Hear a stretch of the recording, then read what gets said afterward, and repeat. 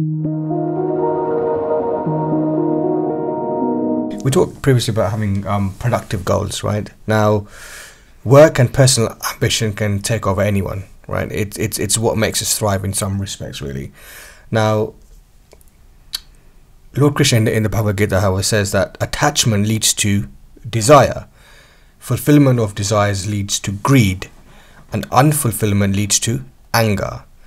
Now, so at what point is one considered a workaholic, and too much is, well, just too much? Rohit, my question to you. I think it comes back to what we said earlier, which is that it's at the individual level. We talked about Dharma being at the individual level.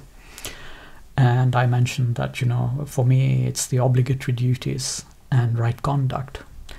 Obligatory duties for each individual will be different.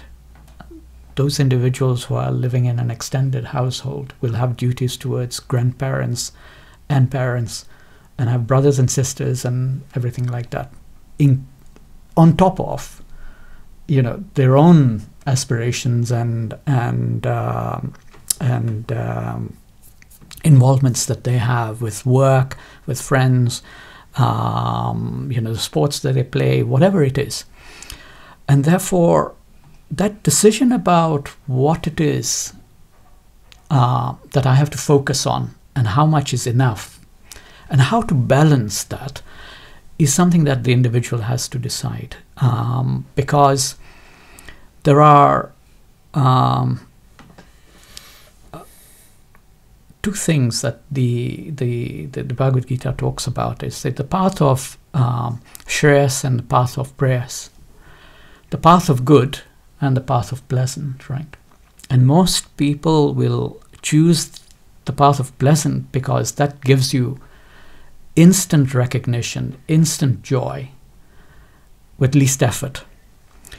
But those who are actually interested in using this opportunity as human beings to follow the path of good will take this obligatory duty and understand it from a wider perspective rather than from a very selfish point of view, just to fulfill their desires.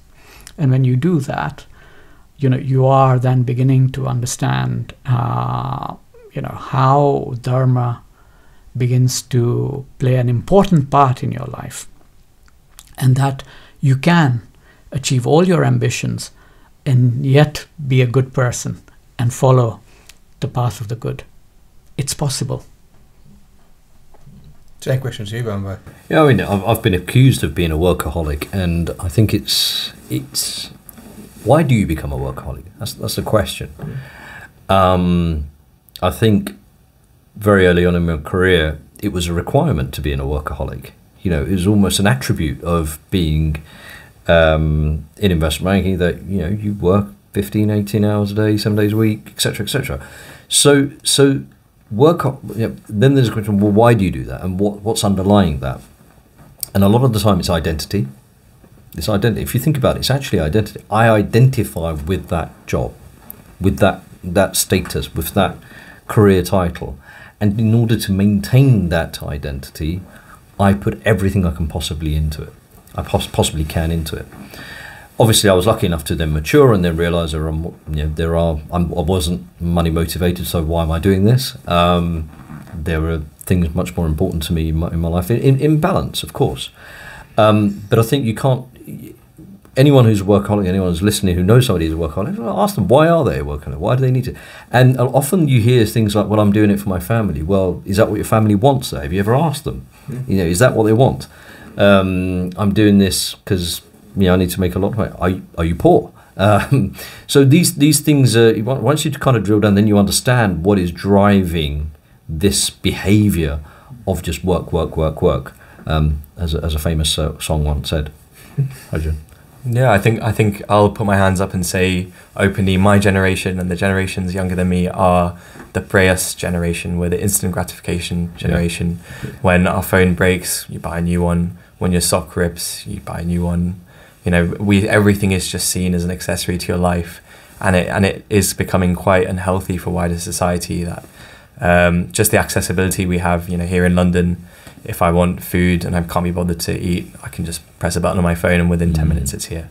And I think that's something that our generation doesn't really recognize sacrifice as much as perhaps my grandparents' generation did. So, they came here with ambitions and dreams, and they really had to realize what the value of sacrifice was. Growing up in the UK in the 70s and 80s, a lot of racism, a lot of, bricks through the windows and things like that. And they had to say, well, actually, we're sacrificing this experience for our children. And I don't think a lot of us realize that, even though it's only been a few decades since that era. And we don't have that sense of sacrifice. And a lot of young people who I speak to, their first failure, they suddenly crumble and they say, that's it, this isn't for me. And they don't realize that actually it's the persistence and it's the sacrifice, thinking, I'm going to try again and again and again until I get there.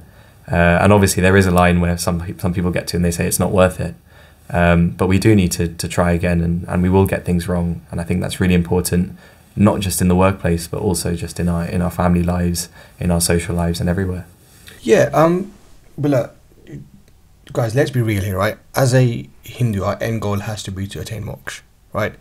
Now, we talk about ambition, we do talk about goals, and it's all admirable, it's all good to kind of have. But are we putting more emphasis on our work, on where we want to get to, career goals, whatever we want, rather than the aim of attaining moksha? Bhaven, what's your kind of view on that? I don't think they're mutually exclusive.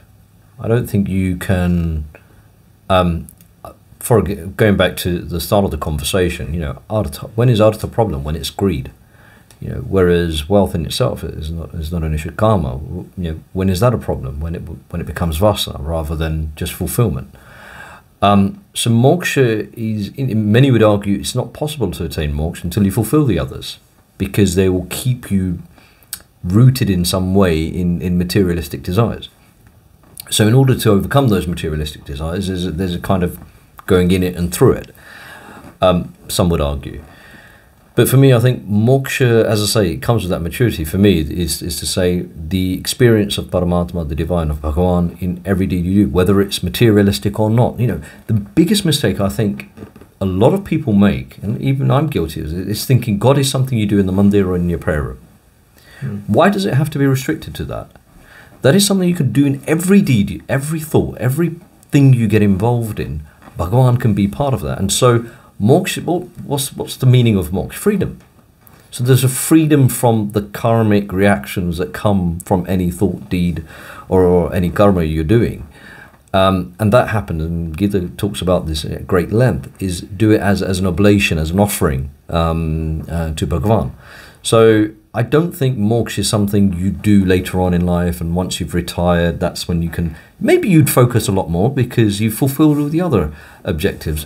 But I think it's something that you can do within everything. When you're playing with your children, as Rohit it says, seeing the divine, the Paramatma's work in your children, how they are in everything, in anything and everything. I think that brings you closer to moksha. So I don't think you need to necessarily separate those two worlds.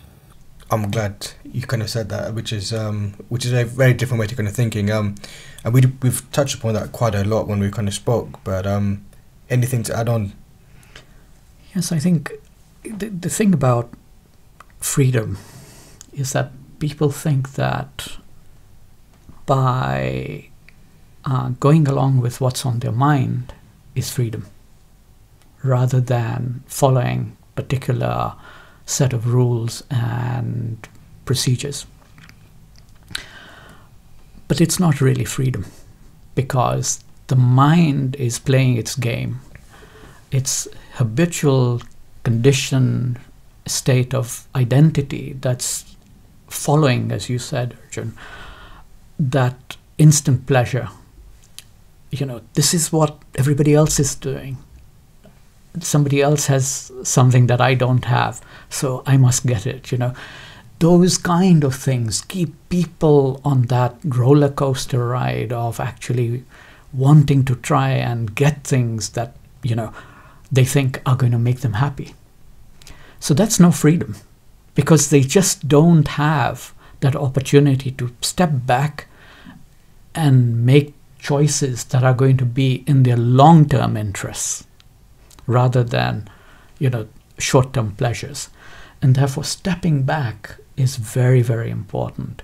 When you step back and you engage the intellect to make decisions that are for the long-term benefit, then that will help you to, begin to recognize that there is a part for Dharma to be brought into it.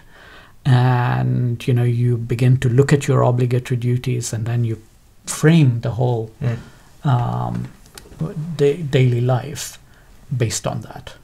Yeah, anything to add on your side, Arjun? Yeah, I think I agree with what both of you said. I just want to change the thinking of moksha more so from not just being a spiritual liberation, but also there's moksha. What I see moksha in my daily life. I think our generation is craving moksha. We want moksha from anxiety. We want moksha from any mental ailments. We want financial freedom, which is another kind of arthic form of moksha in a way.